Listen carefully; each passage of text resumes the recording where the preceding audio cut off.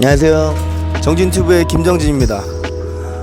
오늘은 로마의 콜로세움 앞에 와 있습니다. 워낙 유명한 구조물이라 여러분들도 많이 아시겠지만 어렸을 때부터 저도 이 콜로세움을 자주 접했었는데 막상 사진이나 TV로만 보다가 실제로 보게 돼서 진짜 무한한 감동을 받고 있습니다.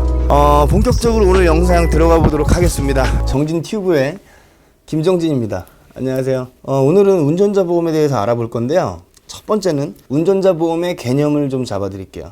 그리고 두 번째는 운전자 보험이 좀 바뀌었어요. 그래서 한도도 좀 올라가고 지급 방식도 좀 바뀌고 그리고 대물이 추가됐어요. 그래서 그 부분에 대해서도 알아보도록 하겠습니다. 여러분들 기본적으로 아셔야 될 게 차 사고가 났어요. 근데 이 차 사고가 났을 때 배상해주고 이런 부분에 대한 것들이 어떤 범주에 있는 거냐면 민사의 범주에 있습니다. 민사에서 해결을 하는 거예요. 그런데 12대 중과실 1대가 추가됐죠. 그래서 11대였다 12대로 바뀌었는데 어쨌든 12대 중과실 그리고 사망 누가 죽었어요. 아니면 중상해 크게 다쳤습니다. 그리고 뺑소니 이런 부분들이 포함되게 되잖아요. 그러면은 더 이상은 민사가 아니라 형사로 넘어갑니다.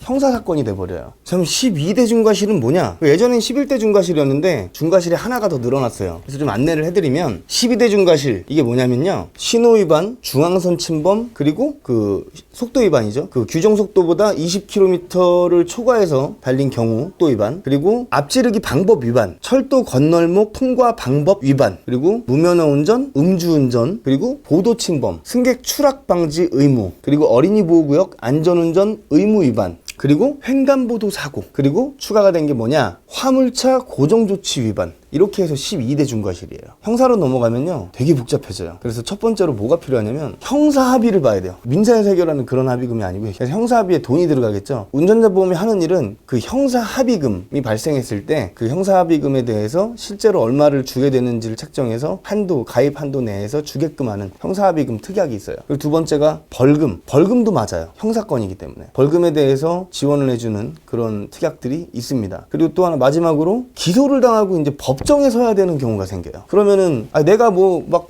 잘해가지고 변호를 잘 하겠다 그럼 하시면 되는데 많이 불리하겠죠. 그래서 변호사를 선임을 해야 될 거예요. 그때 비용이 발생하잖아요. 그 부분에 대한 거를 커버해주는 그런 세 가지의 특약으로 구성이 되어 있습니다. 기본적으로. 그런데 여기서 아셔야 될 게 손해보험의 특징상 그냥 내가 건강보험을 가입했는데 거기에 운전자가 들어가 있는 경우도 있고요. 그리고 거기 화재보험을 넣을 수도 있고 특약 구성으로 되어 있기 때문에 넣을 수 있는 보험들에서는 추가가 가능한 것들도 있고 제목은 운전자 보험인데 운전자 보험 특약을 안 넣고 딴 거 집어넣고 짤 수도 있어요. 그 부분에 대해서는 진짜 제대로 살펴보셔야 됩니다. 그냥 집에 가셔갖고 증권 이름만 딱 보고서 나 운전자 보험 있어 이렇게 말씀하시면 안 돼요. 없을 수도 있어요. 아니면 세 개가 다 없지 않고 한두 개만 넣어놓고 나머지 하나 안 들어가 있는 경우도 있습니다. 그래서 잘 살펴보셔야 돼요. 어떻게 써있냐면 아까 말씀드린 형사 합의금을 지원해주는 그런 특약은 형사 합의금이라는 특약으로 돼 있을 수도 있고요. 또 다른 이름이 교통사고 처리 지원금이라고 돼 있는 경우도 있어요. 그리고 그냥 사고 처리 지원금이라고 써 있는 경우도 있습니다. 어쨌든 그게 형사 합의금을 해주는 그 특약이고요. 두 번째로 변호사를 쓰게 되는 그 특약이 있죠. 그 변호사 선임비라고 써 있는 특약이 있어요. 근데 이게 어떤 증권에서는 그렇게 안 써 있고 방어비용이라고 써 있기도 해요. 방어비용. 그리고 마지막으로 벌금. 이 세 가지를 체크를 해보셔야 됩니다. 그러면은 이제 운전자 보험의 개념에 대해서는 좀 아셨고 어떤 게 바뀌었느냐 이걸 좀 알아보면 첫 번째로 형사합의금에 대한 그 특약 있죠. 그게 한도가 기본적으로 예전 거는 3천만 원 한도가 일반적이었어요. 근데 그 전에 5천일 때도 있고 그런 것도 있는데 어쨌든 많이 가입하고 계신 것들이 3천만 원 한도로 돼 있던 거가 지금은 한도가 1억 원까지 보상을 해줍니다. 근데 여기서 잘 아셔야 되는 게 형사사고를 내고 형사합의금을 지출하면 1억을 준다고? 이게 아니에요. 그 비용만큼인데 한도가 늘어난 거예요. 지급 한도가. 예전에는 예를 들어서 사람이 이제 사망을 했어요. 그리고 형사합의금으로 한 5천만 원을 달라고 이제 거기에 이제 합의를 했어요.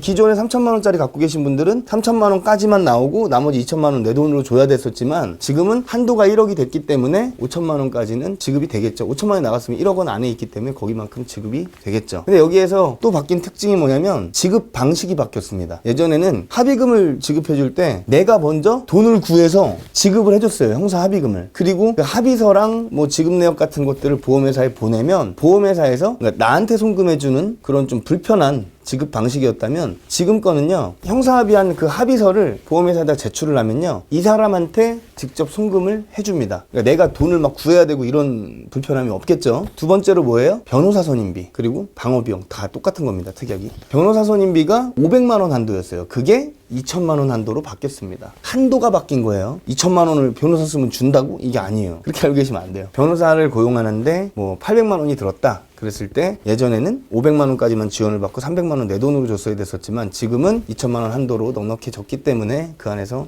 해결이 가능하다라는 거고, 세 번째로 바뀐 게 이제 벌금 부분입니다.